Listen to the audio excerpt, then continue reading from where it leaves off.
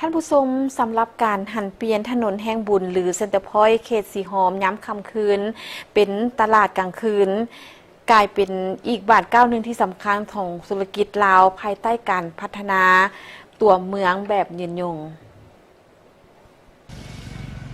บนพื้นฐานการหันเปลี่ยนโฉมหน้าของนครหลวงวิจันทร์ถนนแห่งบุญหรือเซ็นเตอร์พอยต์เขตสีหอมบ่เพียงแต่เป็นจุดนัดพบของนักท่องเที่ยวเท่านั้นแต่แมนมากผลของการพัฒนาพื้นฐานโครงสร้างภายใต้โครงการขนส่งแบบยืนยง BRT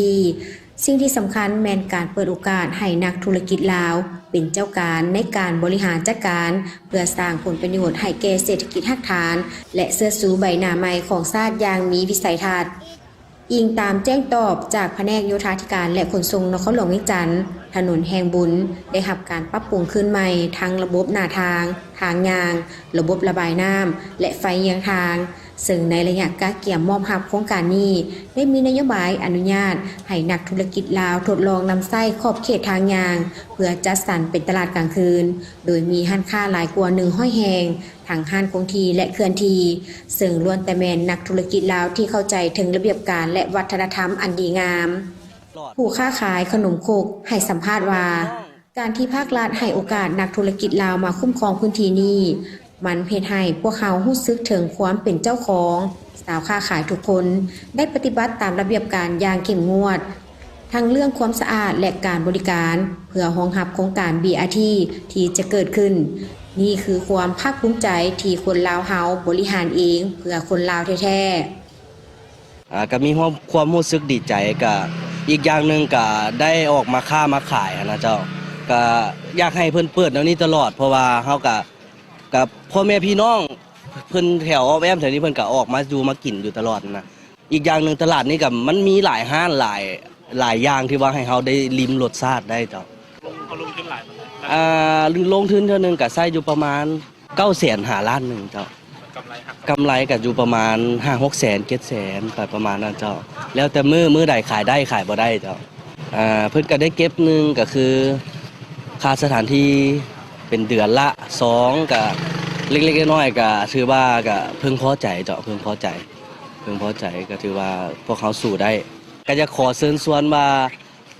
ถ้าสมมุติว่าจะกินขนมของพวกเขาหรือว่าจะกินห้านใดที่ว่าถึกอกถึกใจนะก็อยากขอเชิญชวนพ่อแม่พี่น้องกันมาเชิญมาได้เลยตลาดสีหอมกลางคืนเจ้าภายใต้การติดตามขององค์การปกครองเมืองจันทบุรีถนนแห่งบุญหรือฮู้จักกันดีเซ็นเตอร์พอยต์สีหอมได้กลายเป็นบ่อนรวมอาหารพื้นเมืองและสากลที่แซ่บซ้อยพร้อมสินค้าแฟรนไชส์หลากหลายสิ่งที่โดดเด่นเป็นการจัดสรรพื้นที่จอดรถที่เป็นระบบและการรักษาความปลอดภัยอย่างเข้มงวดซึ่งแม่นมาตรฐานที่นักธุรกิจลาวตั้งใจมอบให้กับสังคมท่านนางน้อยแม่ค้าขายหอยได้ให้สัมภาษณ์ว่าพวกเขาอยากให้การนำรวมทั้งภาคส่วนเกี่ยวข้องเห็นว่านักธุรกิจลาวเฮาสามารถยกระดับถนนสายนี้ให้มีมาตรฐานสากลได้โดยบ่ต้องพึ่งพาต่างชาติมาสัมปทานเมื่อคนลาวคุ้มครองเองพวกเขาก็เข้าใจกันเงินคำก็หมุนเวียนภายในและที่สำคัญแม้นพวกเขารักษาเอกลักษณ์ของเขตตัวเมืองเก่าไว้ได้อย่างดีที่สุดดีใจที่ได้กลับมาคืนเพราะว่าเคยลงทางเธอหนึ่งแล้วเพิ่นปิดถ้าเพิ่นกลับมาเปิดคืนนี่แม่ค้าทุกคนดีใจอยากให้เปิดยาวๆไปเลยเพราะว่ามันก็งามก็เป็นเอกลักษณ์ของบ้านเฮานะเพิ่นบ่เคยมีตลาดกลางคืนแบบนี้แล้วคนก็มารอจังซี่แหละบรรยากาศจะเบิ่งแม่บักงามๆคนยางรอบักหลายๆได้ขายดี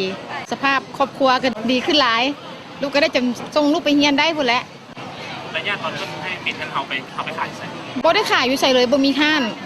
เพราะว่าเครื่องของบางเครื่องจนแบบไม่ได้ตั้งโตเลยนะสั่งปิดก็ปิดเลยแล้วเครื่องก็เหลือเสียหายเป็น4-5 ล้านคุณอยากให้ผู้ใหญ่ให้เปิดยาวๆไปให้แม่ค้าแถวนี้ได้มี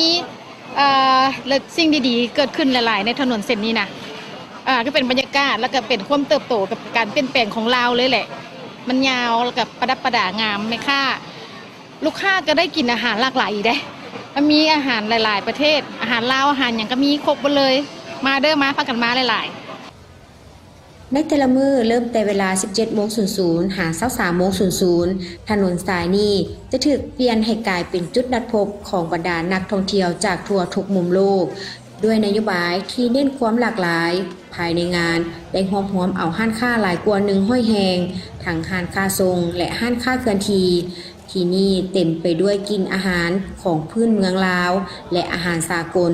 เครื่องดื่มและหมากไม้สดนานาชนิดพร้อมทั้งสินค้าแฟชั่นที่ทันสมัยท่ามกลางบรรยากาศอันอบอุ่นของเขตตัวเมืองเก่าขอเชิญชวนทุกท่านมาสัมผัสกับสวมหน้าใหม่ของความภาคภูมิใจของคนลาวในทุกๆมื้อที่เขตสีหอมนครหลวงเวียงจันทน์